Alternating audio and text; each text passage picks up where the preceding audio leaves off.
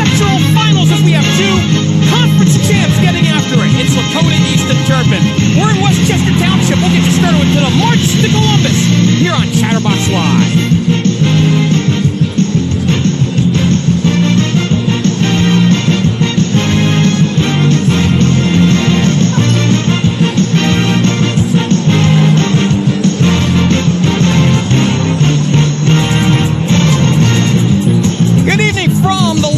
Sectional. I'm Geoff Kim. Trey Fowler to join me in just a moment. The beat rolls on for the Thunderhawks, blowing out Northwest in the sectional semis 2 nights ago. 62-37. Caden Furman led the way with 16 points. East has won 13 in a row.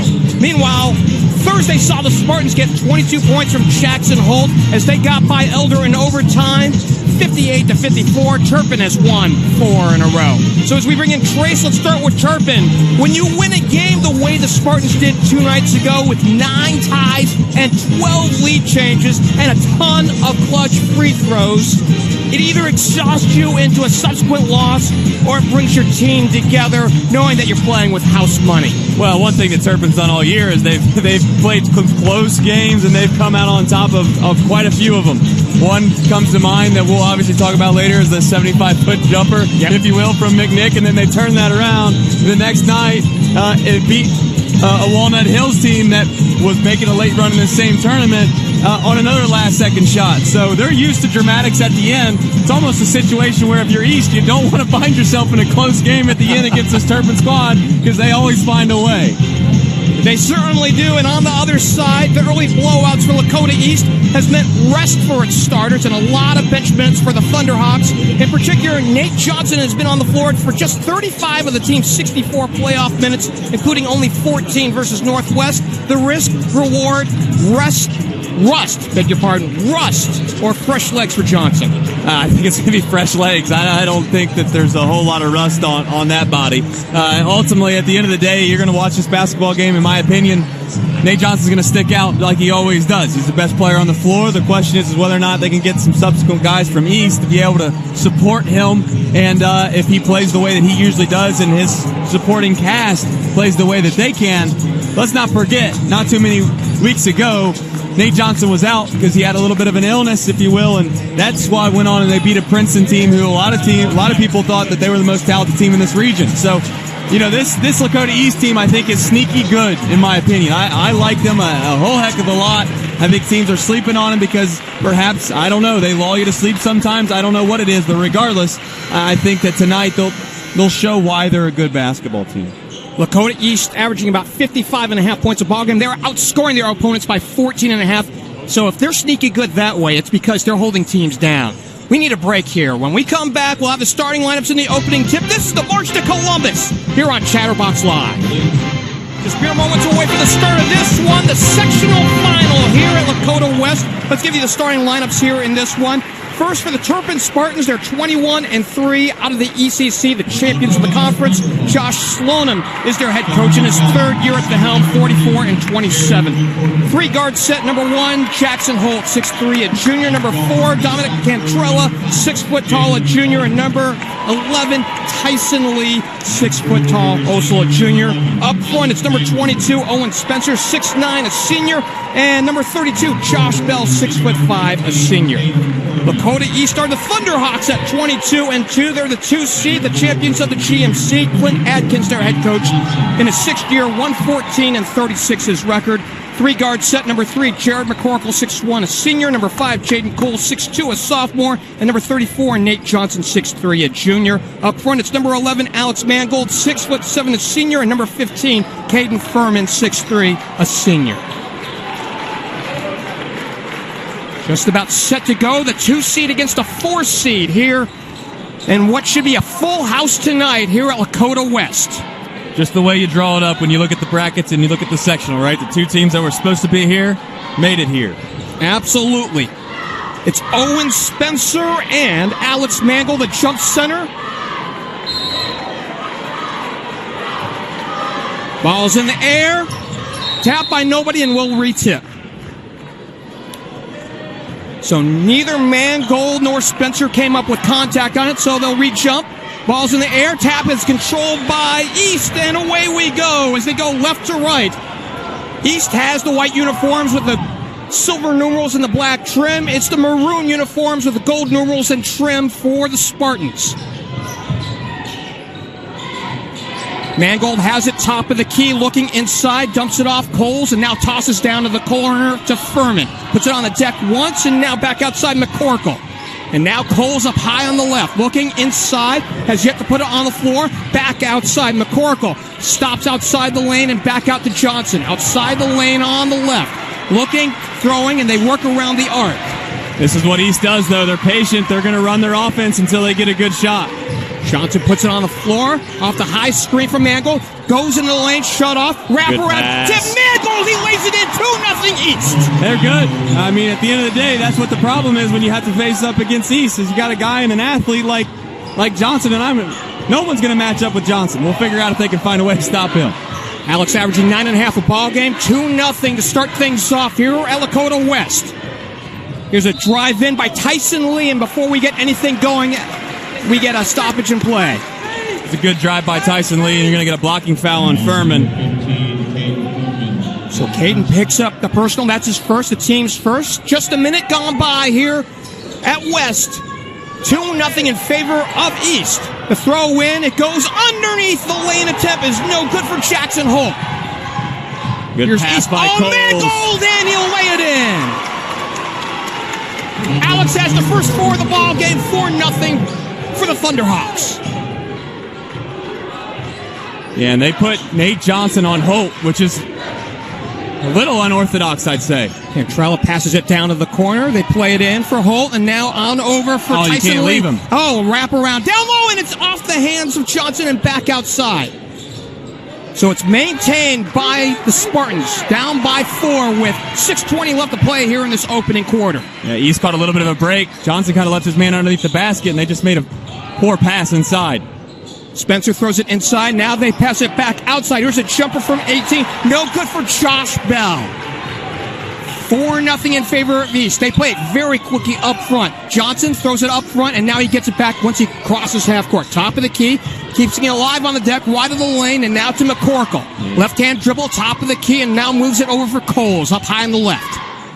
Yeah, they're giving McCorkle a lot of padding, almost daring him to take the three. Johnson on the left elbow, plays it back out. McCorkle, and now on over for Caden Furman, side pocket left. He dribbles back out on high on the left. He lobs it inside for Mangold, who already has 4 in the book. Checked by Lee, and now he walked.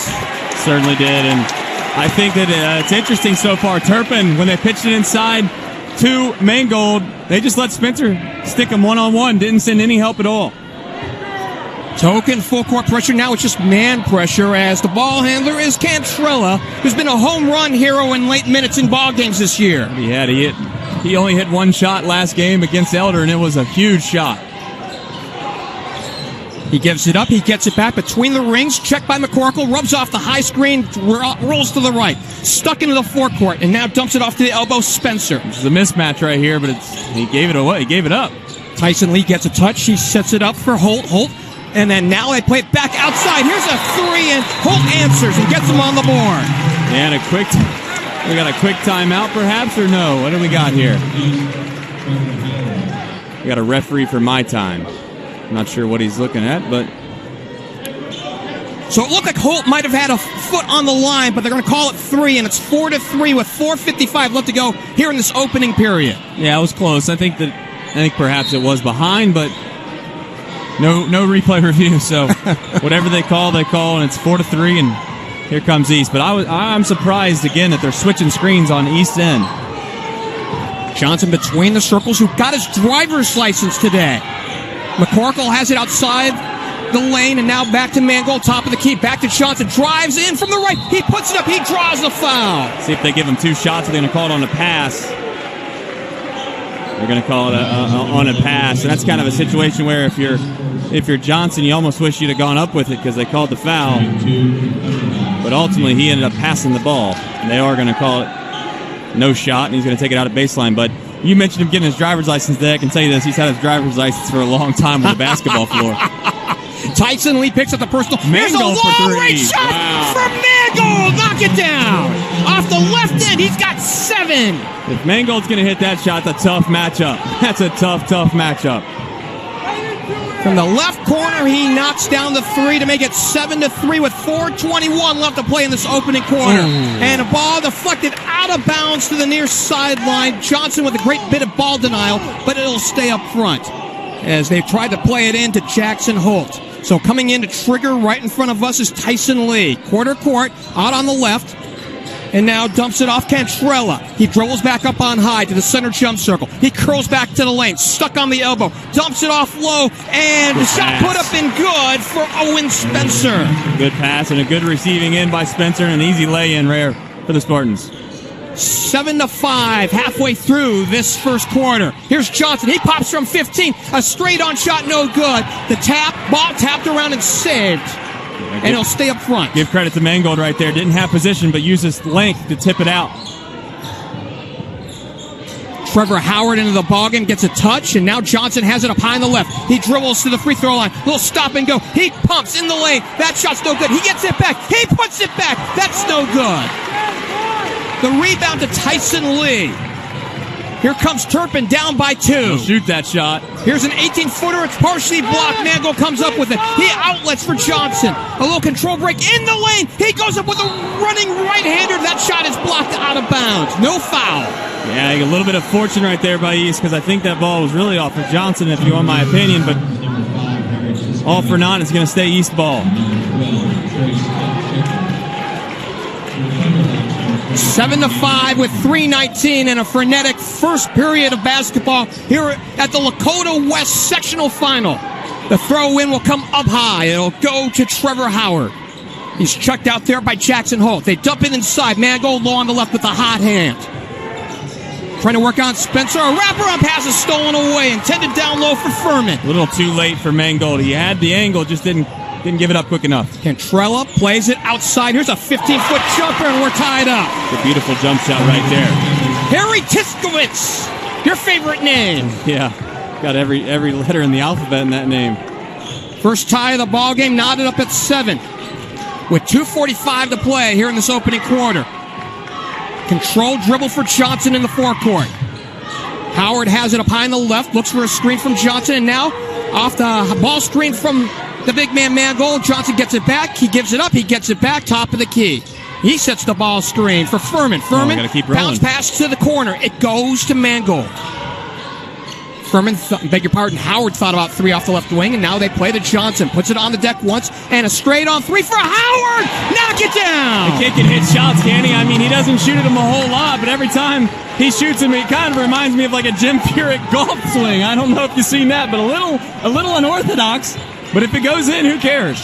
The way he just waved the shillelagh there to make it 10-7 was something pretty for East. Yeah, they're running actions for Holt. They're just trying to get him involved here.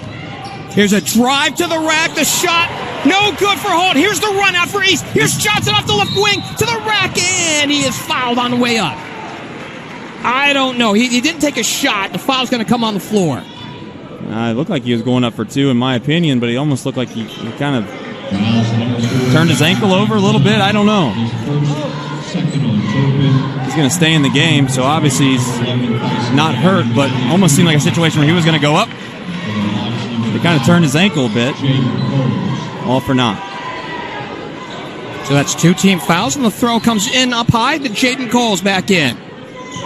We also see the coach's son, Nathan Adkins, into the contest for East. He has the ball up high on the left. Turpin drops back into a little bit of a soft zone, almost daring East to shoot over top of it. A little 2-man up high between Coles and Adkins. Adkins puts it on the deck, back for Coles. He thought about popping for 3, straight on. Now tosses it back for Adkins, side pocket left. Back for Coles, stuck at the free throw line. 2 hands it back to Adkins. Now dumps it down to the corner, he gets it back. Reverses to get back on over for Coles. Now Adkins up high on the left, looking inside, back out for Coles, and swings it back outside. Here's a 3 for Howard!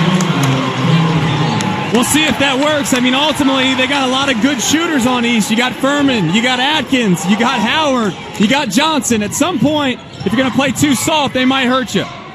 Here's a runner in the lane, no good. Mangold came down with the rebound, and look how he was jumped up on the Holt miss. It was a good job, good effort in there by the Spartans to be able to retain possession, as they do have the arrow. But again, if you're going to go to a kind of a pseudo 2-3 zone down here and you're going to play that soft, you're going to, at some point, be accountable for a 3-point shot, and just got to hope East doesn't make them, I guess. Johnson's out, Furman's back in for East. The high lobbing entry, and it comes on out. Turpin has it up in the forecourt. It goes to, a nice spin dribble on the lane. The jumper from 18, no good for Holt, and an empty possession here for Turpin, and it's a 6-0 run right now for East. Yeah, and anytime Johnson's not in the game, it's kind of like trying to steal some minutes, if you will, and they took him out with the expectation they were probably going to hold for one shot. 30 seconds left. Howard plays it on over for Coles up high on the left.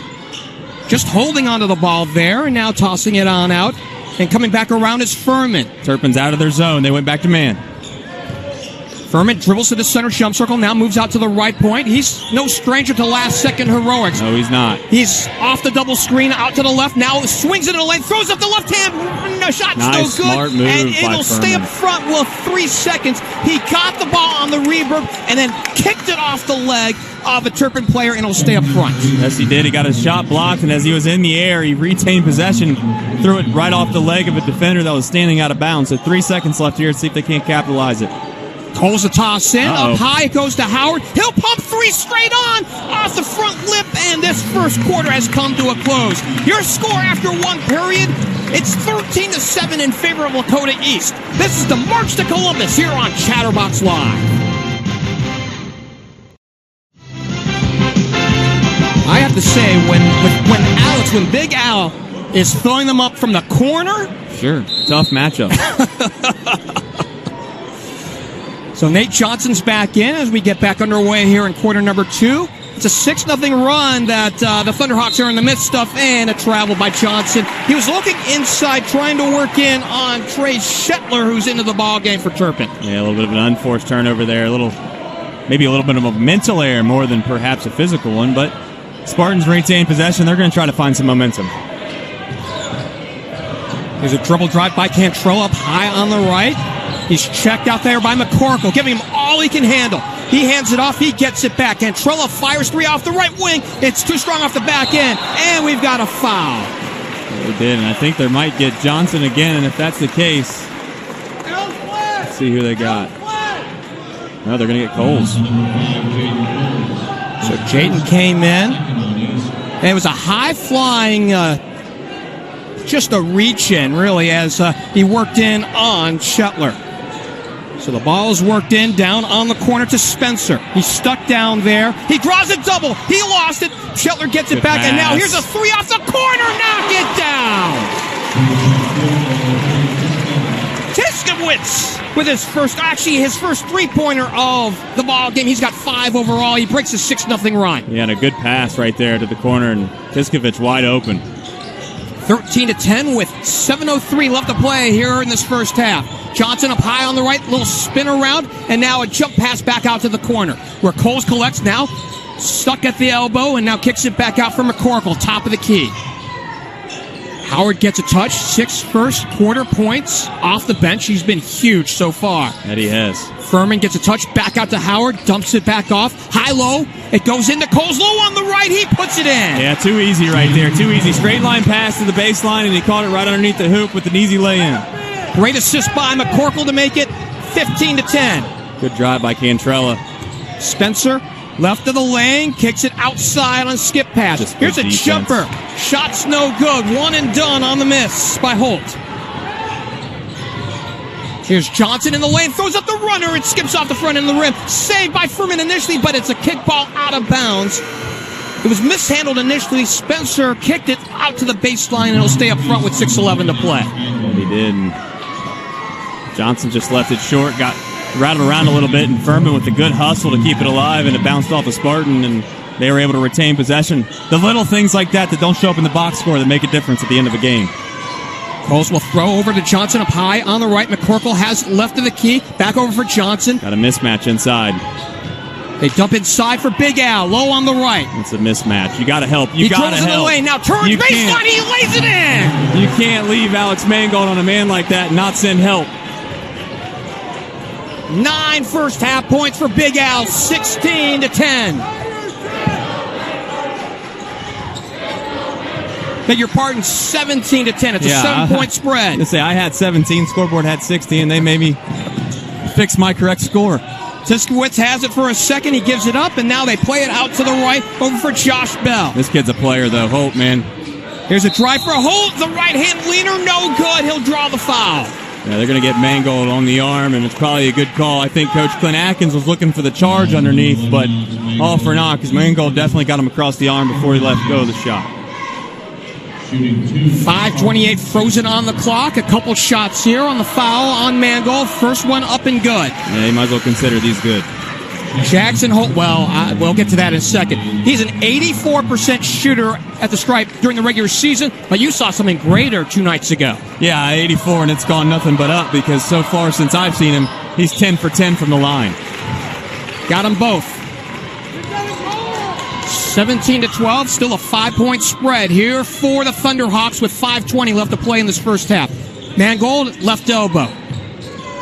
Dribbles back to the top of the key, gives it up for Chet. Another mismatch. Nate Johnson, low on the left, spins into the lane, throws up with the right hand, no good. He's a little cold to start things off. That he is. He's just not being able to find really any rhythm inside. Cantrella up high on the right, calling out the half-court offense. So he has players rotating to the right of the arc and now tossing it down to the near corner where Bell collects and dumps it back out on high, top of the key for Owen Spencer. And now the throw, and now we got a timeout. It's charged to Turpin with 4:47 left to play.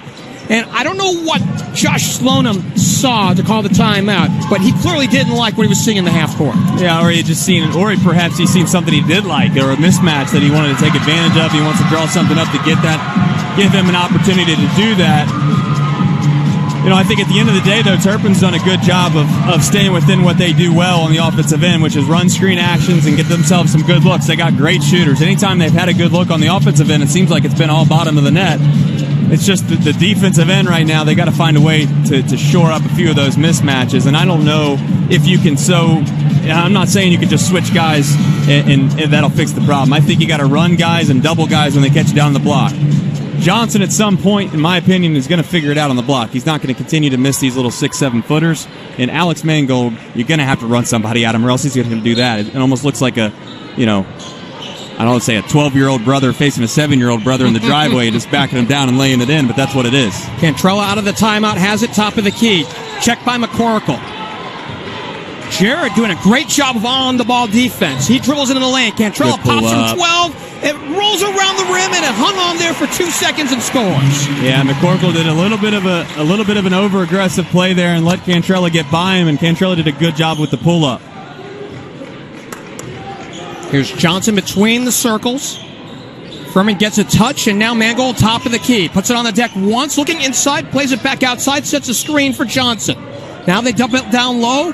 It's Coles, low on the left. Working in on Holt, low on the left. He turns baseline. He pops. The shot is up and in. Wow, they're going to call an offensive foul. So it is an offensive foul. It's a charge on the shooter, and we head the other way with 4:02 to play in this first half. Yeah, I mean, the only thing that you could perhaps say that was the right call was, and it's hard to see from up here, is just using kind of like the chicken wing, as they'll say, is hooking around your defender and using your elbow to gain an advantage. Token full court pressure. Tyson Lee back in this ball game. And the ball handler's Cantrella, who comes up unabated to the forecourt, where he's met by Jared McCorkle. He moves out high to the right, now comes back left, tosses left, down to the sideline. Spencer, side pocket left. Now rolls low left, and he draws the double. They reset back outside. Here's Spencer, a straight on three, no good. And they'll stay up front on a good rebound. Tyson Lee, he kicks it back out. Josh Bell gets a touch, back over for Lee, two hands it back up on top to the point guard, Cantrella. 3:24 left to play here in this first half. 17-14 is your score. The ball dumped off to Holt, up high on the left. He rolls to the left wing. He pumps from 18. It skips off the back end, no good. And the rebound, and we got a foul. Got a foul down here. They're going to keep it down here. They're going to get McCorkle. So McCorkle played in on the man who recovered it, Josh Bell, on the backside rebound. That's Jared's first. There's 5 team fouls now on the Thunderhawks here in this first half. Hawks having a difficult time of getting a defensive rebound down here. Tyson Lee into the lane. Did he walk? He did. He came wide open off the left wing, and that's because he took an extra step. Yeah, it helps when you take an extra one for sure. But it's been really a physical game so far. Something similar to the Turpin Elder game in a little bit of a way, right? 2 teams that are just scrapping and clawing, and not a ton of scoring, but you can kind of give credit to the defense and for the reason for that. A couple open shots that haven't been hit, but not too many. This is the guy that they need to get going. Nathan Adkins triggers from the baseline. He'll give it up to Johnson, and yes, he does need to get going. Though his team is up by 3 with just under 3 to play here in this first half. Adkins has it up high on the right, back over for Johnson, top of the key, off the Mangold screen, gives back to Alex. Big Al plays it back on over for Johnson. On the right side, he goes baseline. He throws it back out on a skip. Here's a 3 off for Howard. It missed. Off glass and nothing else. Here comes Turpin, though. Cantrella into the forecourt, into the lane, stuck by Alex. And now a wraparound pass, and we've got a foul coming down underneath. 2 shots for the Spartans. I think they're going to get Furman, if I had to guess. They might get Mangold. So Big Al gets his second. Something to keep in mind here. We'll see if they get him out of this game with 2:30 left in the first half. First free throw, no good for Tyson Lee. That they are. McCorkle's going to enter the game for Mangold, and they're going to make sure he doesn't pick up his 3rd personal here in this first half. Tyson coming into the ball game, and at least in the regular season, 18 of 35 at the stripe. That's 51.5%. He missed, fired on both, and the rebound to Howard. Quick outlet, it goes to Furman. A little stop and go up high on the left, and now plays it to McCorkle. 2 hands it on over for Howard, back over for Furman, top of the key. Back over for Johnson now, into the forecourt. He pops off the left elbow, a 15-footer, it missed everything. Yeah, he's forcing some stuff right now. He's just not in a good rhythm right now as Johnson. Here's Cantrella back the other way for the Spartans with 2:05 to play. They throw it inside and intercepted by McCorkle. They don't have numbers, so good idea to pull that out. Johnson gets it, and now Howard, a long 3. Actually, it's Adkins from 25. That's no good. So an empty possession on the turnover, and now we head back the other way with 1:47 to play. It was, and that was a wide open look for Adkins. Cantrell up high on the left, tosses down to the corner where Tyson Lee collects it. He puts it on the deck. Right hand dribble, back to the top of the key, and skips it back on over to the far side.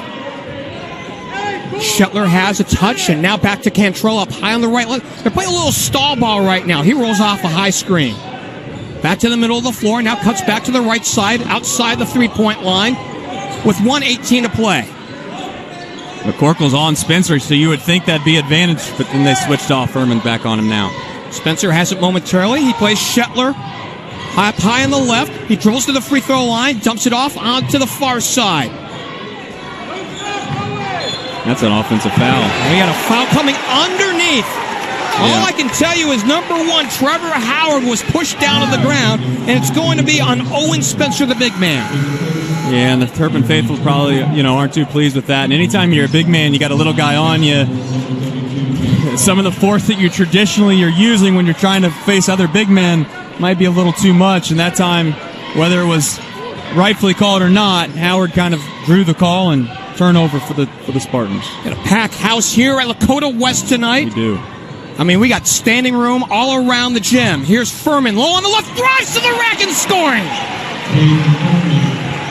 It's another guy that really hadn't gotten going. The kind of the headliners for East right now have not had too good of a start in this basketball game. 19-14, ball denial by Johnson, out of bounds to the East bench. It'll stay up front with 35.9 seconds left to go. And you mentioned Furman. He did get his first 2 of the ball game.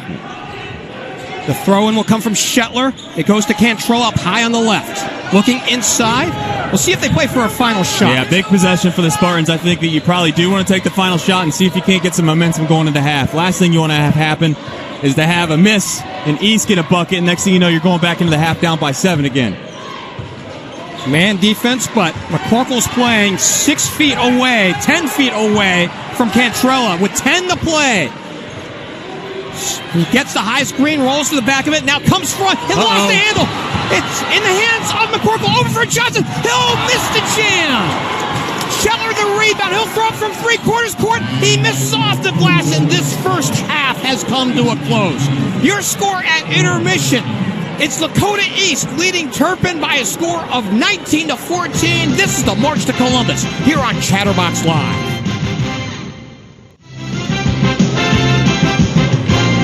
As you know, before we get started, we do every single game, all of them.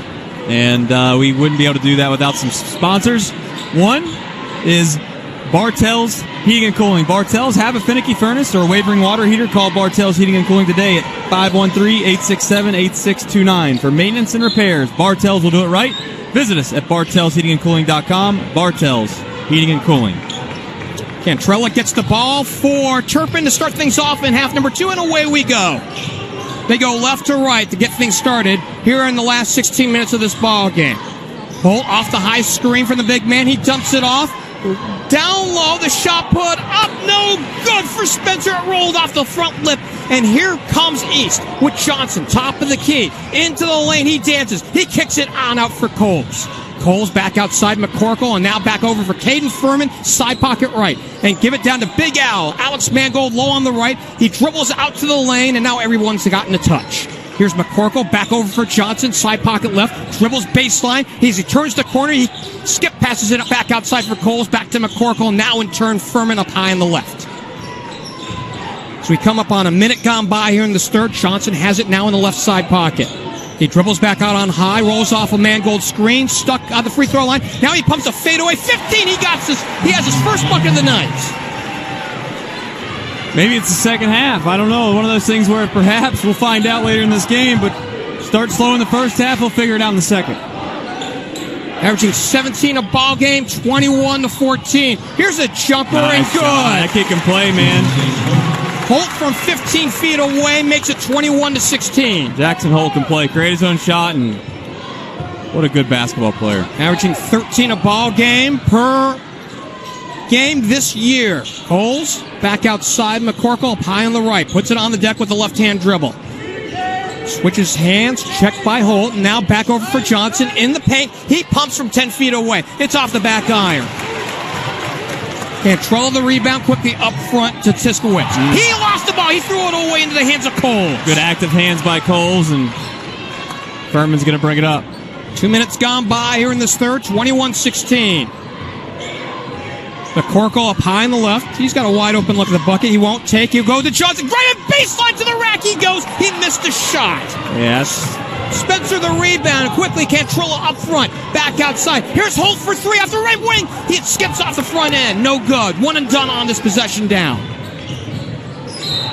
McCorkle and a blocking call as he tried to cross the timeline. Tiskovich. Yeah, I think the Spartans might have got away with one down there on the baseline. Sometimes Johnson kind of gets the LeBron James treatment, and if you will, it's going to take a heck of a lot to get a foul called down there because he's so big, but looked like a block in my opinion, but all for naught, and we'll move along. 21-16 is your score with 5:30 to play here in the third. McCorkle up high on the right. Furman gets a touch. Quick touch pass down to Johnson. Now he pops 18 off the left wing. It skips off. No good. Mangold the rebound. No look pass back on over for Johnson. He missed going to the rim and a foul. Yeah, I don't understand why you don't blow the whistle quicker. It's almost like they wait for it to see whether or not it's going to go in. And for some reason, if it goes in, we won't call the foul. But if it doesn't go in, then we'll call the foul, like NBA, if you will. Number 2 on Owen Spencer, 6'9" senior. So Johnson will go to the stripe where he's a 77, almost a 78% shooter at the stripe this year. Now I will say this as he throws it up and good. We've not seen conference awards from the Greater Miami Conference yet. What's the odds-on favorite that he is the player of the year? I don't know. There's a lot of good players in the league. Statistically, right? I don't know. I mean, Darius Randall had a heck of a season for Princeton. He's going to be up there. He'll definitely be first team. Randall, of course, led the league in scoring. I think Johnson was third, and we got now a little hand check on Johnson on the ball handler coming out. It's a good call. It's only his first, but that's a good call. I mean, you can't put your hands on him 80 feet from the basket, and he did. Side out of bounds to our left. The ball will come in from Josh Bell to Dominic Cantrella. By the way, Josh Bell is 6'5", though he's a little lighter in stature than the Pittsburgh Pirates slugger. Yeah, that he is. Cantrella off the high screen. Good take. To the free throw line. He pumps 15. No good. Off the front lip. Furman the rebound. Quickly out to Johnson. In traffic. He lost the ball. Good job. Good Stripped steal. away by Cantrella. A 1-on-2. He pumps in the lane. No good. He gets it back. He goes up with the left hand and lays it in over Mangold. Mangold was stuck underneath the bucket, and 2 more for Cantrella, 23-18. Yeah, Cantrella showing off his wits right there. Really high basketball IQ. Johnson off the high pick. Now 1-on-1 into the lane. Goes up strong with the runner. No good. So he's still trying to shake off the rust. Here's Holt. Stop and go around Mangold to the rack. He missed the shot. The back tap goes on over for Coles. He gives to McCorkle. Looking up the court and now plays back to Coles out on the far sideline. Yeah, a little pick-up in pace here, if you will. Not as much half-court offense as there was in the first half. It's McCorkle up high on the left, now playing at top of the key for Caden Furman. Puts it on the deck, and he is guilty of reaching it. No! It's on the defender. So Cantrella guilty of the blocking call and not the offensive fall. And Caden, I think, got the benefit of the doubt when he reached out with his left hand. Yeah, certainly, and the Turpin faithful probably have a lot to be disgruntled about there. But, again, just kind of like one of those situations where it's a tightly heated contest, and any call either way is going to draw out a lot of emotion. 23-18 with 3:50 left to play here in this third. Coles up high on the left, plays Mangold top of the key. Trying to work in on Spencer, and now plays it down to Nathan Atkins into the game for the first time in the second half. Atkins has it between the circles. Coles pumps from 18 off the right wing, no good. It's a good look for Coles, just wasn't able to hit it. Stetler the rebound. He's into the contest for the first time in the second half. Cantrella stuck in the right wing. He retreats back outside the arc to the right. Now down to the corner, Stetler. Bounce feed inside, throw it away. Mangold intercepts. He did. And we'll see if East decides to slow it down a little bit and run their offense like they traditionally do for 30, 40 seconds. 23-18 is your score. Coles between the circles, throws it on over to the sideline where Trevor Howard, who's into the ball game, now back over for Mangold, top of the key, defended by Spencer. Now Coles has it up high on the left, and now we've got a blocking call off the pick. Right, they're going to get a hold here, and rightfully so. Furman was kind of getting pulled on as he was trying to come off the screen. So Cantrella guilty of grabbing some jersey. He picks up, I guess now it's his third. I had him down for 2. That's his third of the ballgame. Lob entry goes to Furman up high on the left. Back over for Atkins between the circles. Back over for Coles. Now dumps it down side pocket left for Furman. Returns it up high for Coles. Good look. Outside. A 3 attempt not taken by Howard, and they return it back around the arc to the near side with 2:37 to play here in this third. Howard plays it back Furman. Nearly another offensive foul there that he got away with. Mangold back outside. Coles one dribble up high on the left. They're playing a little stall ball right now. This is what they do sometimes. They're just going to run offense and make you work on the defensive end. Mangold puts it on the deck. He has 9 first half points. Coles has it up high. Now he retreats back to the center jump circle. Out to the far sideline where Howard collects it. Returns it now for Furman. 2:02 to play here in this third. 23-18. They play inside for Mangold. Skips it back outside. Here's Furman on the drive. In the lane. Shot's no good. We got a foul. That's tough, right? I mean, we talk about it all the time. I'm an advocate of a shot clock because of that. You can't play great defense for a minute and a half and expect not to give up a bucket at some point if the offense does what they're supposed to do. East, it's similar to St. X. I watched them last night. St. X run tough offense for a minute and a half, and at some point you're down to break down. Shetler picks up his first. That's now 5 team fouls in this third. Against Turpin. First free throw for Furman is good. Caden Furman, the last time I saw him, I can't say you saw him because you saw him just recently 2 days ago. The last time I saw him, the last thing he put up was an 18-footer off the right elbow with 2 seconds left to beat Princeton. Yeah, he did. Big shot for him. And I'd argue perhaps the biggest shot he's ever shot in his life. Off the front lip, and we got some contact down underneath. Yeah, they're gonna get Furman for basically moving too quickly once he shot the ball. So he knew he missed it as soon as he let it go and tried to get a head start, if you will, but too quick of one. Nate Johnson's back into the ball game for Lakota East. He'll guard the ball handler at the center jump circle with 1:47 to play here in the third. 24-18 on 1 of 2, and a steal by Johnson off the right sideline into the forecourt. He'll miss the jam off the right wing. He gets it back on the rebound. He'll reset the offense at the free throw line, and now he is fouled from behind by Holt. It's been a tough night for Nate. Yep.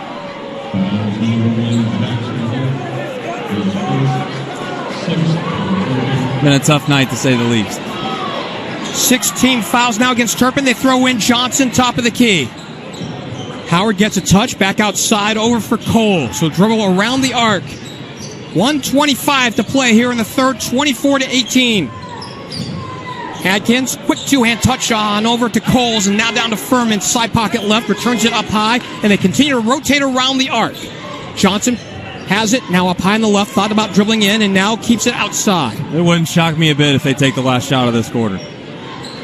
So we come up on 1 minute to play here in the third, 24-18. A 6-point spread for the Thunderhawks, the 2 seed against a 4 seed Turpin. Here's Furman making his move off the left point, stuck at the free throw line, plays it back out Adkins between the rings and plays back to Coles. 48 ticks of the clock left to go here in the third.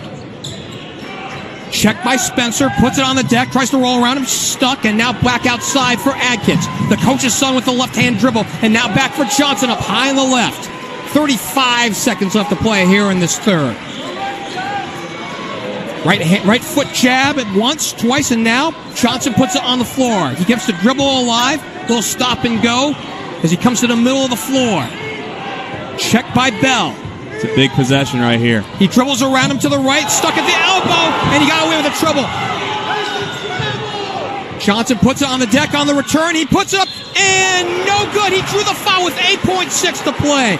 So he got away with the travel, and I don't want to say that's home cooking, but we are only 6.2 miles away from Lakota East. Ultimately, at the end of the day, it's a tough situation for the referees because Johnson's a dynamic athlete, right? And anytime he catches the ball, he often has a quick move. First free throw is good. And that's the argument there you could make that the ball does lie. You hear the term, the ball don't lie all the time. But again, you got to credit East to a certain extent right there. They just had the ball with 1 minute and 20 seconds left and pretty much ran that thing all the way down. There is 8 seconds left here, but not everybody can do that. Johnson gets the first. Off the foul by Josh Bell, who picked up his first. 17 fouls here in this half. 1 of 2. Shetler the rebound. Plays Cantrella quickly up the floor. 4 seconds in the game clock. He throws up a runner in the lane. We've got a blocking call with 1.5 left to play here in the third. There's your makeup call, right? If there was a travel on one end, then perhaps you get a little bit of a makeup call on the other because ultimately there wasn't a whole lot there, and you can just kind of feel that. So Cantrella, the ball handler, was falling down. It looked like steps, but Furman was there in the way, so to speak, and he picks up his second. Yeah, he did. First free throw attempt, no good. And if you're East, you got to make sure that you box out here as they do sub in Mangold for that reason. Big Al, as his teammates like to call him, going to Nova Southeastern when he finishes up his high school career here. No good on the back end. The rebound to Furman. He throws up from three-quarter court, and it is airmailed, and this third period has come to a close. Your score after 3 periods, it's 25-18, with East leading Turpin by 7. Partner, I got to tell you, that third period was ugly, with all in capital letters. Yeah. Only 10 total points scored in that period. Yeah, a lot of stall ball is a negative term, but a lot of passive offensive, we'll call it. I think at the end of the day, though, East is kind of they're happy with doing that at this point. I think that they look up at the scoreboard, they see that they've held Turpin to 18 points, and they think if they can get to maybe the 30 mark here, the 31 mark, they might win this basketball game. But ultimately, East hasn't really played that well. I mean, it's not the usual East team that we've seen. Give credit to Turpin, though. They're the reason they won the Eastern Cincinnati League. Out of intermission, Johnson will handle right to left for East. Little stop and go. Right of the lane, now turns the baseline, skins it back outside for Howard. He lays it up, good, around the rim and out. But Alex Mangold the rebound, back outside for Johnson. To the free throw line, kicks it back out for Coles. Wow, Coles is really being passive. He had a wide open three and decided to give it up. Here's a drive by Furman and one! Off the right wing, he took it to the rack, he'll go to the line, and it's a 9-point lead for East. It was a good drive by Furman, and at some point, someone's got to be the aggressor in this basketball game. You can't be too passive. I thought Coles had a wide open look for three. He gave it up, and rightfully so, because he gave it to Furman, and Furman took it in and tries to complete the N1. Tyson Lee picks up his second. That's 18 fouls. Shots no good. The back tap belongs to Johnson. That's a killer. And East will get another crack at the hoop. Here's Furman outside the arc on the right, puts it on the deck, and gives to Mangold between the circles. Hands it off, sets the high screen for Johnson. He makes his move into the lane. To the rack he goes. He missed the shot. And the loose ball belongs to Johnson. Out on the corner. Back on over for Howard. He lays it in. It's going to be Sloan, and we'll see if he calls a timeout here. He's not. He's going to let him play through this. Double-digit lead for the first time tonight for the East Thunderhawks, 29-18, and a stoppage in play. Yeah, and you can see right there, Johnson kind of reached in on Holt. Can't do that with a good basketball player like Holt. He's going to make you pay. Holt's, like I said, I've seen these guys a whole lot. Holt's a heck of impressive, man. That's 2 on Johnson, 3 team fouls for the Thunderhawks with 6:56 to play. Spencer gets it up high on the left, now plays it to Holt, drives into the lane, stuck inside the free throw line, he throws up, the shot no good, the rebound to Furman, out of the pack he runs, and he'll hold up shop. Waiting for Coles, he'll take it up on the far side. 6:39 to play in this contest, 29-18. Spins around to the near side, Johnson collects. He puts it on the deck up high on the left, now spins back to the middle of the floor, back out to Coles. Left-hand dribble, and now plays it back to Furman, who had to run to go catch it middle of the floor. Yeah, Turpin's picking up the intensity on the defensive end significantly. Hard man-to-man coverage. Here's Howard into the lane, kicks it back out for Mangold. They'll reset. They'll play a little keep away with 6:08 to play, and now we got to reach in. Cantrella reaching in on Furman, and I don't know, that looked really close, like they wanted to call intentional or a technical on that one. I don't think there's any of that. I mean, it's just aggressive defense, and I think that nobody's happy, I can tell you that. The guys in stripes aren't going to win tonight no matter what they do.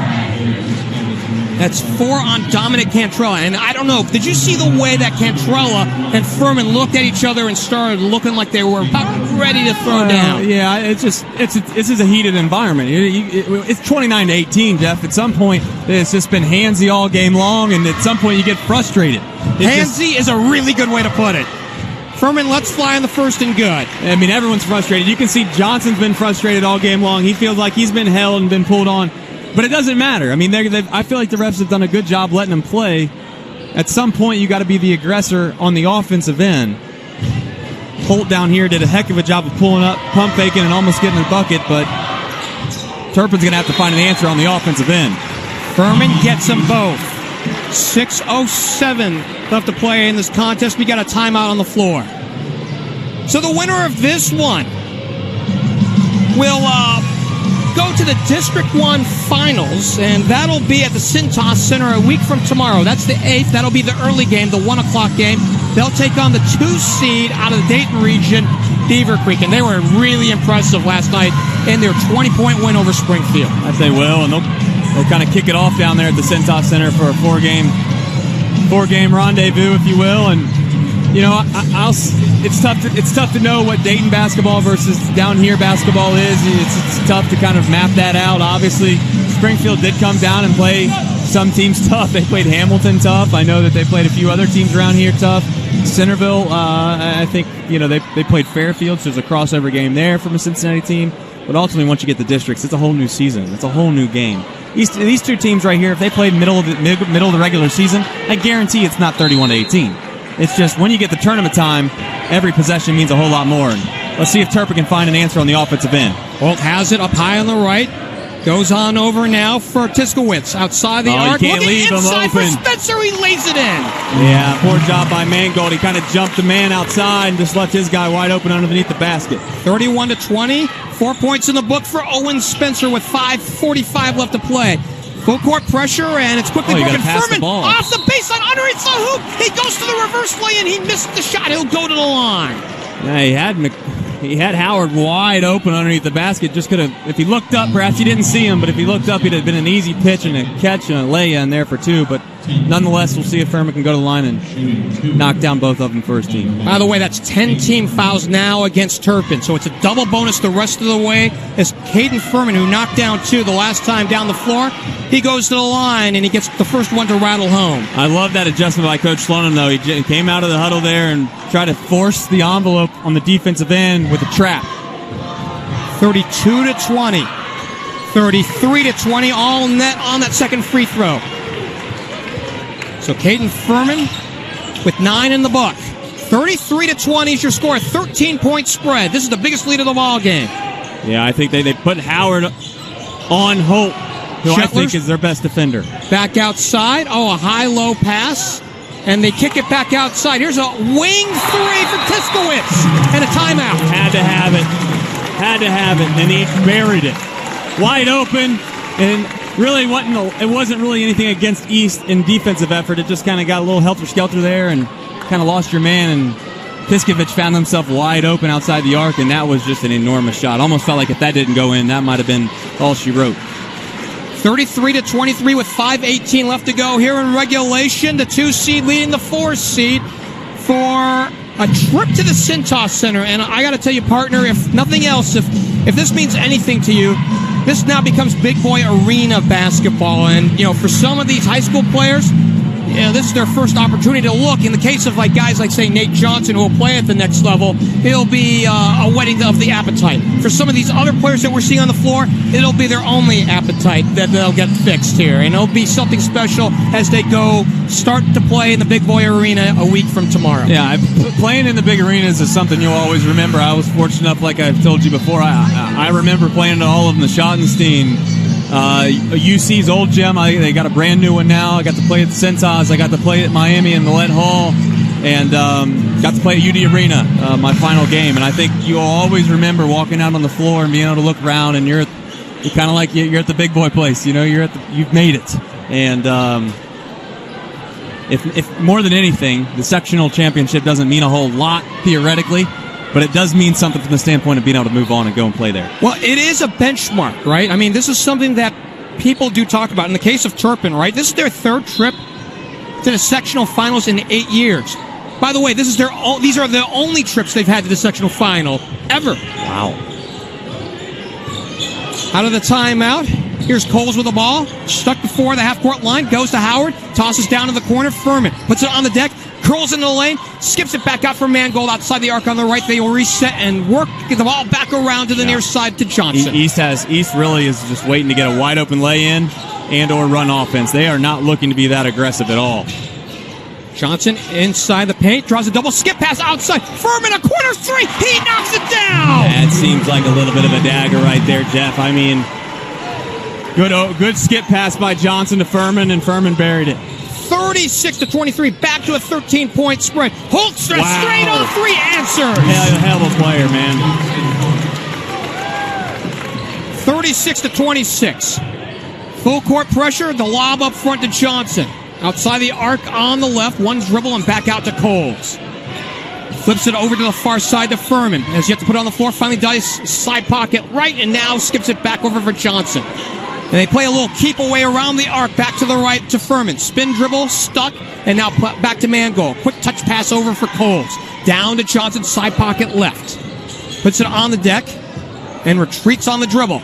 Outside, out high on the left. Now dribbles back in to the paint. He goes to the runner. He puts it up. No good. It's skipped off the rim. Yeah, just another situation, though, where they didn't really need to do that. That's a charge. Holt, charge! Yeah. He was there forever, and that's honestly the easiest call in the world.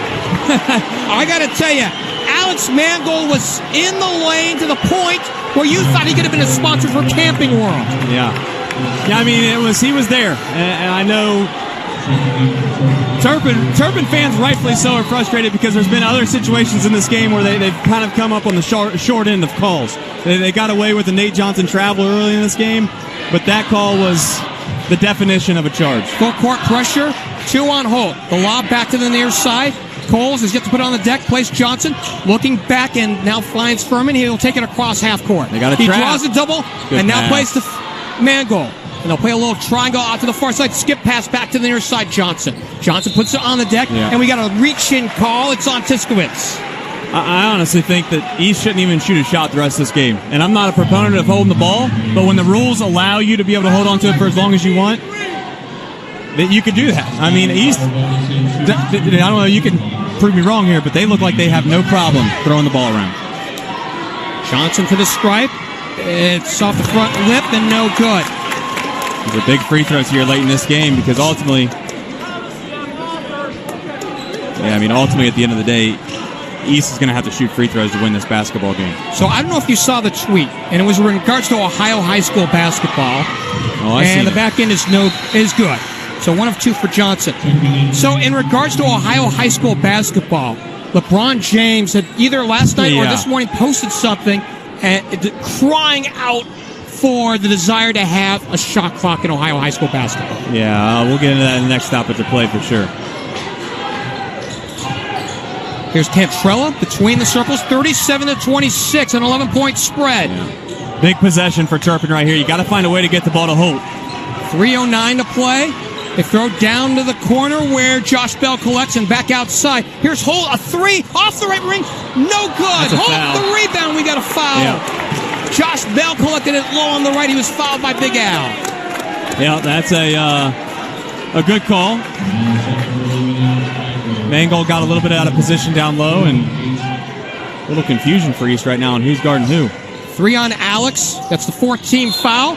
And now we got a stoppage in play. And we got a hold off the ball. Obviously, the ball was out on the baseline waiting to be entered in. You're going to get Coles on a little bit of a reach around there. But if I'm East, I stick Howard on Holt. Right now, it's a mismatch. You can't. Oh, they play it in for Tiskowitz, who lays it in. He came off the high pick and scored on his own. Yeah, Mangold got lost in transition right there, really. Easy. There's a drive by Coles. He lays it in.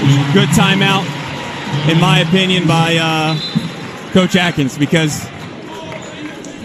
Mangold's forgot twice on this end that they're switching all screens. And he's really been trying to get through them, rightfully so, but he's left his man wide open underneath the basket both times. And I think right now Coach Atkins is letting them know that, listen, this if we take care of it on the defensive end, this game's over, right? I mean, you're up by 11.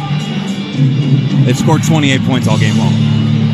Well, you had quoted a number. I think 31 was the number that you were looking at, was the number that East had to get past to win this ballgame. Well, they're at 39 right now, so that point's moot right this second. But right. I think at the time, I don't know, we obviously look back on it, but at this point, they have enough points to win the game. It's a matter of whether or not they can stop it. Tyson Lee can't put any weight off his right foot. He's being helped off, and he's getting a standing ovation as he's being helped off the floor. So that was why we had the stoppage in play with 2:48 to play in this contest. By the way, what else is going on right now tonight in District 4? We have a pair of sectional finals. It's top-seeded Moeller against Western Hills in Hamilton. The winner will face the winner of Stebbins and Springboro next Sunday. That'll be the 3 o'clock game, or the back end of the front end of 2 doubleheaders at the Cintas Center. 2:48 to play in this one, 39-28. East with an 11-point lead over Turpin. The ball will be thrown in to Cantrella. Rubs off the high screen up high on the right point, and now on over for Spencer. Back on outside for Ethan Zinn. He gave it up, and now it was thrown away. Cantrella had it up high on the right, and now it'll belong to East, to the home team. Yeah, it was just, I'll tell you what, of all the guys out there, Howard doesn't get enough credit for what he does to this basketball team. He's a heck of an on-ball defender. I think he's their best on-ball defender. And some would argue with me with McCorkle, and I'd say that's a good argument. Right. But ultimately, he just comes in and gives them great minutes. Well, this team has only given up 41 points a ball game this year. They've only given up 28 in this ball game with 2.5 to play. Yeah. 39-28. Johnson spin dribble into the lane and threw it away. Yeah, just a bad play again by Johnson. At some point, you just got to hold the basketball. There's not enough pressure out there, and another good job by Howard. Holt has it up high on the right, draws a double, and now he lost it, but we've got a push in the lane. As Holt was trying to make his move off the left lane line, coming on in. And it's on Jaden Coles. That's his fourth. Yeah, that's team 6. So next foul, we'll put the Spartans in the bonus, but you got to know time and score, Geoff. You got to know time and score. You're up by 11. There's 2:16 left. It's been a low-scoring game already. There's no reason to force the envelope and try to make a great pass or a lay-in or anything of that nature. Just hold on to the basketball and let them foul you. Well, this is a situation where if you have this big of a lead this late in the ball game, it's time to give the opposition enough room to hang themselves. As Howard was guarding the ball handler, Cantrell, as he was making the move, and I think Trevor picked up a personal. He did, and rightfully so. He put his hands on him as he tried to make a dribble drive to the basket, and Cantrella's going to go to the line for 2 humongous free throws. Got to make the first one. So it will be the front end of one of the bonus. 17 fouls against East with 2:08 frozen on the clock. 39-28 your score.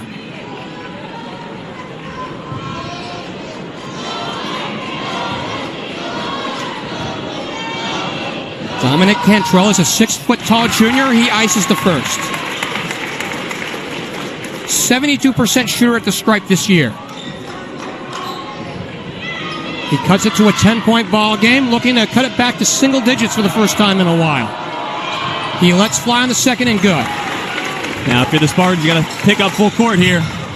Here's Johnson, cuts to the middle of the floor. High-low, it goes to Mangold. He lays it up and no good, but he draws the foul.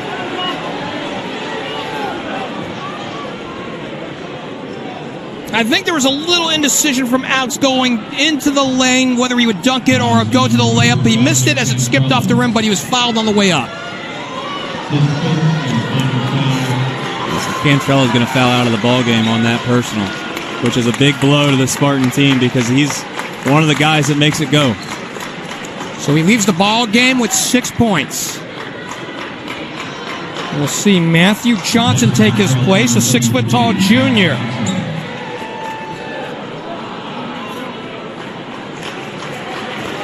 .202 frozen on the clock. Johnson's in. 39-30 is your score. Alex had a big first half, and he gets the free throw here. He hadn't scored since the first half. That's his first point of half number 2. Yeah, at this point, if you're East, just be strong with the basketball, and if you hit, I would even say 50% of your free throws, you're probably going to win this basketball game. 40-30. Back to a 10-point contest. Mangold lets fly and makes it an 11-point contest as he has 11 in the book. 41-30. Here's Holt dancing up the near sideline off the high screen. Good now job he draws by a East. double. Very good and job. now McCorkle tapped it away. It's loose on the floor. Still loose and collected by Mangold. It will stay Oh up my front. goodness, they're going to say that there's a timeout? Oh, I don't know about that. Ooh, with 1:49 to play. I don't know. Okay, no, they're going to call a jump. I don't know what they're going to call at this point. We'll just let it be and play on. It'll stay up front nonetheless. Shetler to throw in. It'll come underneath the Holt. Up high on the right, checked by McCorkle. Rubs off the screen. Now he pops 3 straight on. He knocks it down. Too good, man. A big 3 at 1:43 to play left in this ball game. 41-33. Timeout on the floor. My goodness. I told you Holt's a hell of a player, man, and he's just becoming more and more and more impressive. An 8-point contest in this one, and well, that's something to be said about these two teams, right? They obviously got to this position, the sectional final, because they're awfully good. Both teams have won their conference championships. Lakota East, the champions of the GMC this year, and you and I saw all season how good the GMC is. Sure. And then we saw in the tournament how good the ECC is, and Turpin won that one going away. Yeah, I think Turpin's been the lone soul of the ECC that's had a good tournament. I think their entire league, for the most part, got bounced the first and second round. And then Turpin, the team that ultimately was able to hold on, if you will, to the league, I guess, if you will, because there for a while everybody was questioning the ECC, whether or not it was good, whether or not it was bad. Perhaps Walnut Hills, a team that made a little bit of a run, but they ultimately got beat by LaSalle. Turpin, the sole remaining ECC team left here. But again, I take nothing away from the ECC, because ultimately I've watched Turpin play a few times. They're a damn good basketball team, and tonight they've run into a little bit of a buzzsaw. It's just the defense that separates them sometimes. It's just incredible on-ball defending, and we'll see if Turpin can't find a way to get some turnovers. That's what they need here. Man, full court pressure here on the outset. Mangold will run the baseline to the near side. A long pass up front to Furman. Low on the right. Kidding? He'll throw it up, and no good, but he'll go to the line for 2 shots. Wow. Coach Glenn Atkins is staring down Mangold. It's a situation where that is one of the, when coach, like, I'll put you a baseball term, coach tells you better take till you get a strike. Then you go out there and you swing at the first pitch. Right. You better hope you get a hit, because if Mangold would have skied that thing out of bounds, buddy. Furman to the line. He ices the first.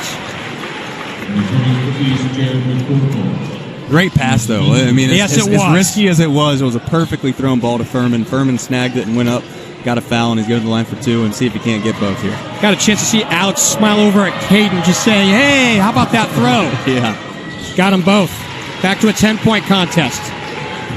Yeah, you almost feel like East is one stop away from making this. You got to double Holt. You got to get the ball out of Holt's hands. And they do. Out to the near side. Tiskowitz, top of the key. Ball screen, back over for Holt. Now moves out to the side pocket. He throws up 3. That shot is blocked. And it's back tapped and saved up front. Here's a 3 for Tiskowitz. He airmails it, but it's saved by a teammate in Zinn. He throws up a 3 off the corner. That's no good. Here's the run out for East. Howard will play it back on over for McCorkle up high on the right, and he is fouled by Tiskowitz with 1:08 to play. Yeah, you can almost start to feel the air come out of the building for the Turpin faithful, but they need to hold their head high, because they came in here and they played them really, really tough. And you could say if they got maybe the fortunate end on a few calls, it would have been a little tighter. I'm not going to say they would have won the game, but it would have maybe been a little bit tighter. But at the end of the day, I think, as I've said before, the better team more than likely is going to win the game.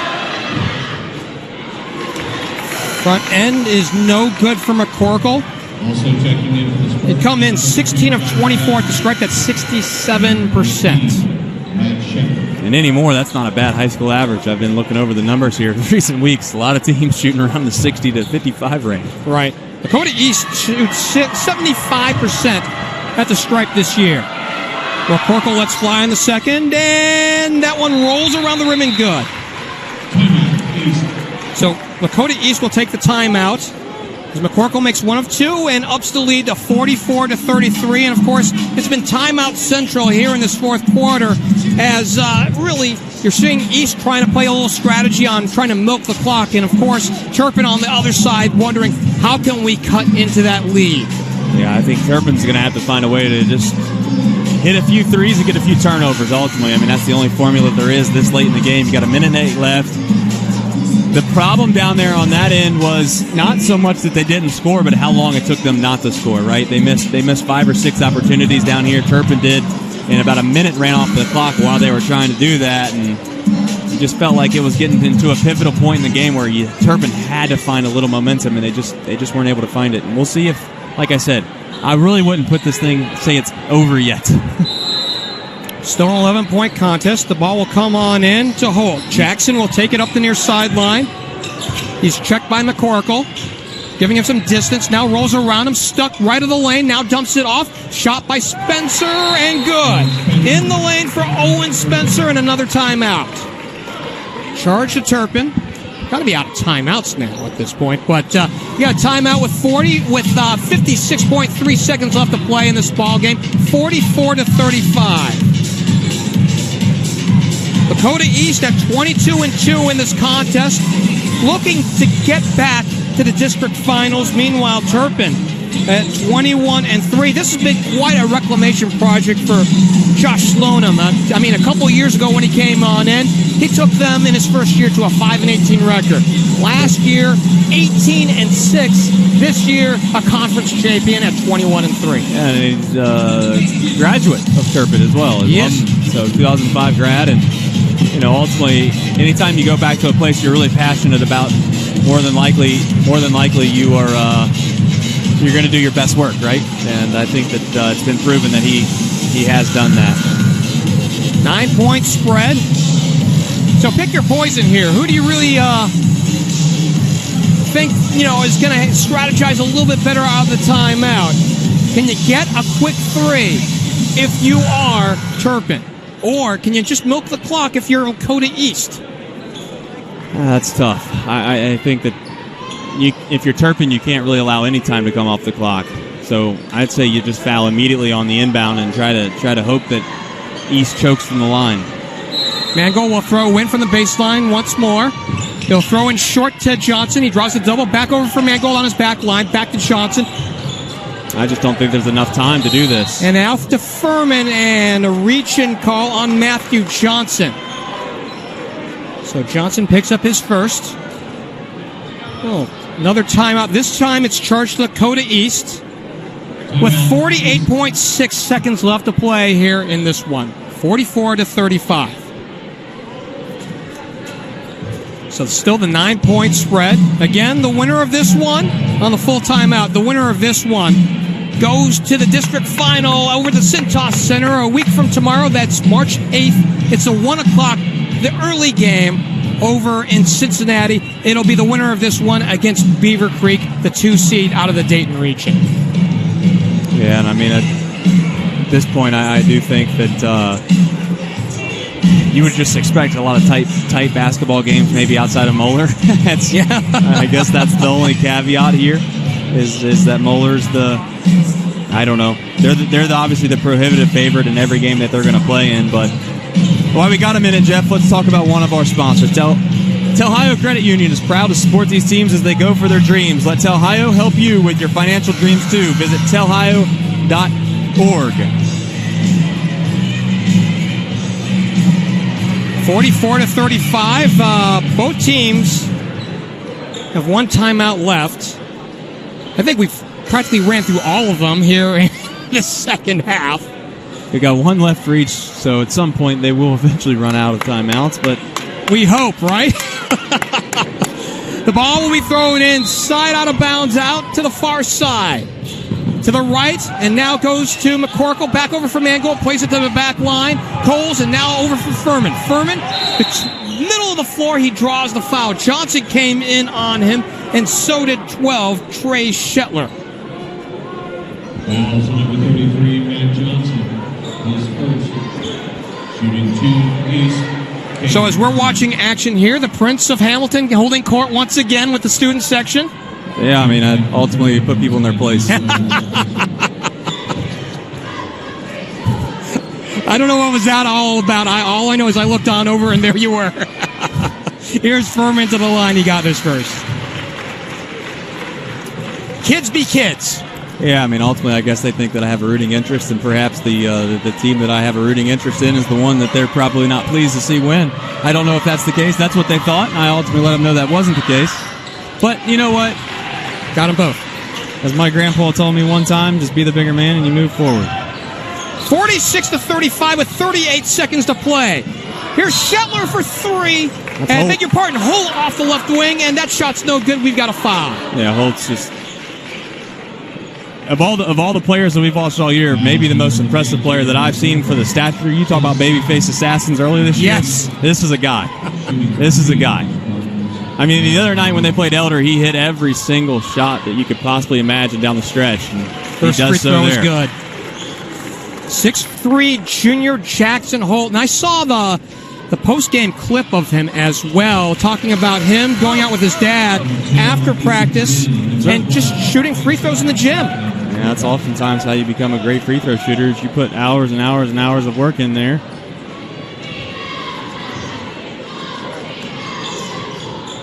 Not over yet. Not over yet. Got them all. 46-38.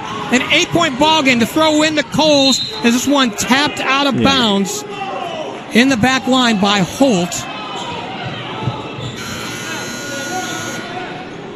Owen Spencer returning for the Spartans. The throw in will come from Mangold. Side on a bounce to the right, on over for Furman on his own back line. He drew coverage from Shetler, and now on over for Coles, and he is fouled. Fouled by Holt with 29.4 to go. And then Turpin did a good job there. They almost forced the turnover, some little helter-skelter from East, and ultimately East is a tough team to get them to turn the basketball over. They're strong with the ball. They have the length and the height advantage oftentimes to see over the defense, and Coles is going to go to the line for 2.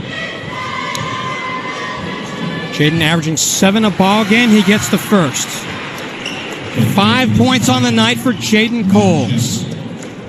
He's got a promising future ahead of him. Yes, he does. Eventually, he sticks around here. He'll lead this team as he makes them both. He'll probably be a nice complimentary piece to Nate Johnson in the next year. Got to have a 3 here if you're Turpin. 48-38. Holt driving to the rack. Right-handed layup. No good! Mangold the rebound. He is fouled on his own back line with 18.7 to go. That's pretty much all she wrote. A 10-point lead. And Alex is going to shoot 2. Now for number 14, Matt Shepard. He is first. Yes, sir, Brady. And shooting 2. Shepard the foul. Mangold with the in between dribble and the free throws. First free throw is good. Alex is going to play his college basketball at Nova Southeastern. Do you know where that is, by the way? I only know because in a former life, as we see some players exiting for a final curtain call, Furman will leave. Adkins will take his place in the lineup. He gets a standing ovation. So Nova Southeastern, and I would imagine after this free throw here, that Mangold will come out as well. Good. That he will. So Nova Southeastern is in Fort Lauderdale, Florida. You want to talk about a comfortable place to play your winter basketball? That is it. That's not a bad place to be now. Alex comes out 50-38. We're just playing the final seconds here of this one. Dribble drive for Alcalde, who's in the ball game now at the kickout. Here's a 3 off the right. The bank. Banked it in for Johnson. The bank. But there's no timeouts left, or there is. And there is no time left to go here in this one. And East has won the sectional final here at Lakota West. 50-41. They improved to 23-2. Turpin ends their season at 21-4. Quite an effort after the first 8 minutes where we saw home run hitting from long range on both sides from a defensive standpoint, and holding on was East for the win tonight. Yeah, and I think that, ultimately East did a good job of making a quick run in a certain period of time. Then after that, they did a good job of just, I don't want to say holding the basketball, but certainly was very passive on the offensive end, took their time and got a couple lay-ins on the back end of maybe a minute worth of offense. And then Turpin, they hit some tough shots. Give Holt a lot of credit. He kept them in this basketball game late. But at the end of the day, I just kind of felt how I felt coming into this game, where East just has too many good defenders on the ball, and I wasn't sure if Turpin was going to be able to find enough offense to be able to keep up. And that said, though, if you'd have told me Nate Johnson's stat line after the game, I would have said Turpin might have had a chance to win this basketball game, and ultimately they end up still winning by 9. I want to tell you what that stat line is. We'll take a break here. When we come back, we'll wrap it up courtside. This is the March to Columbus here on Chatterbox Live.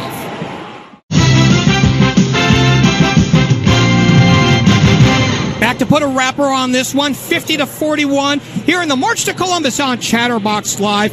Lakota East has won the sectional final here at Lakota West by defeating Turpin by 9 points tonight. Along with Trace Fowler, I'm Geoff Kim. Thanks for joining us here on Chatterbox Live.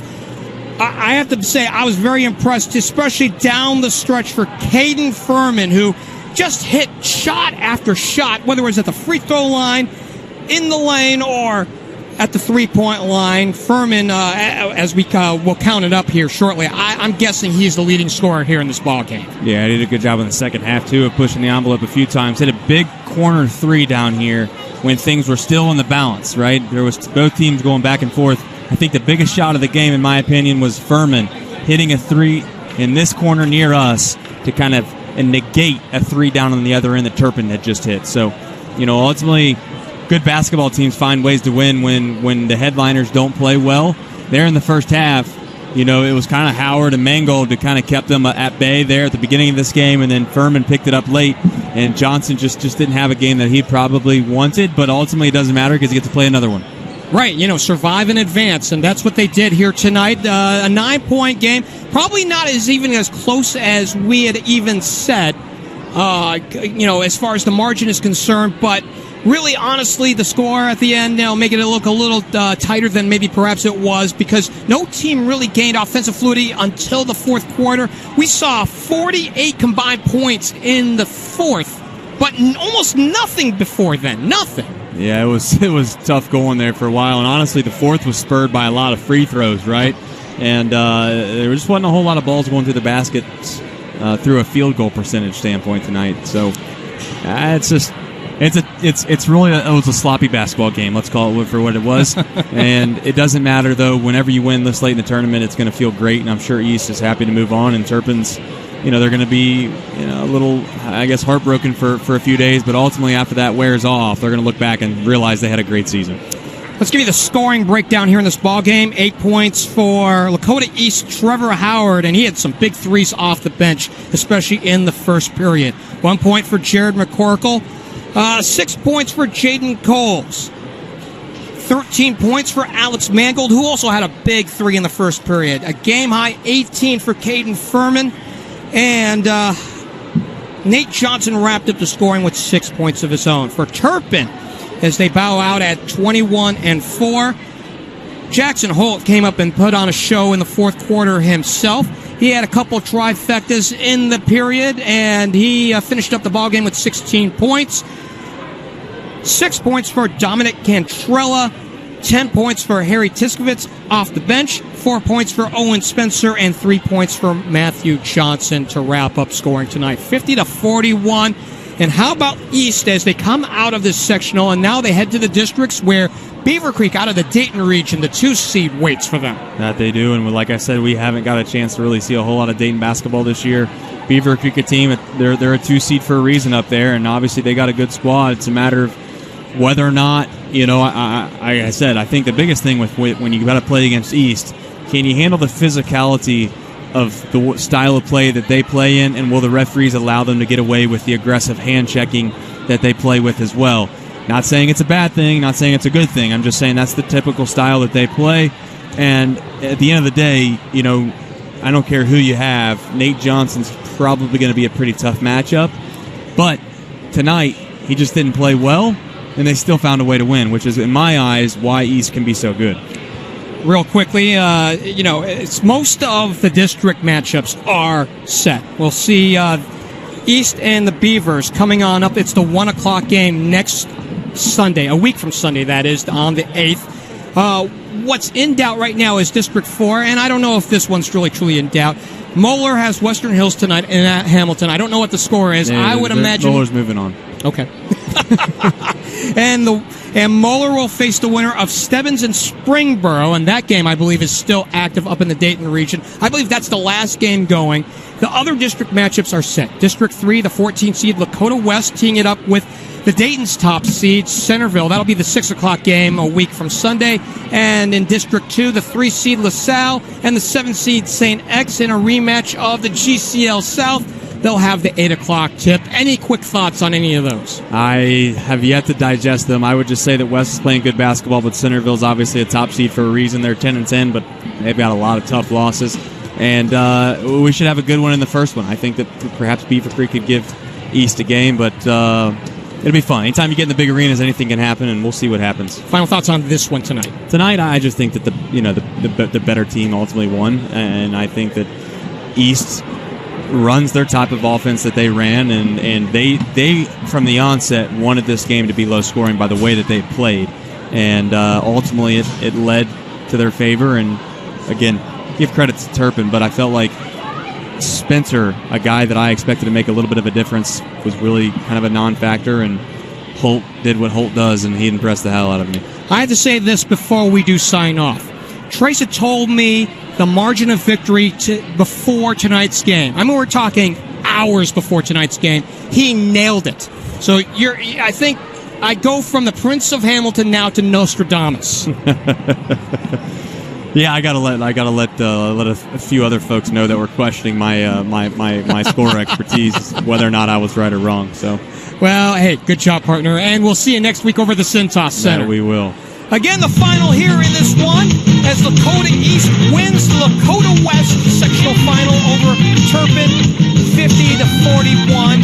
Lakota East moves on; they're 23-2. Turpin bows out at 21-4. Be sure to join us all for their quadruple header next Sunday. I don't know which game we'll have, but be sure to log in to chatterboxsports.com to find out which game we have. For Trace Fowler, I'm Geoff Kim. We bid you so long from Westchester.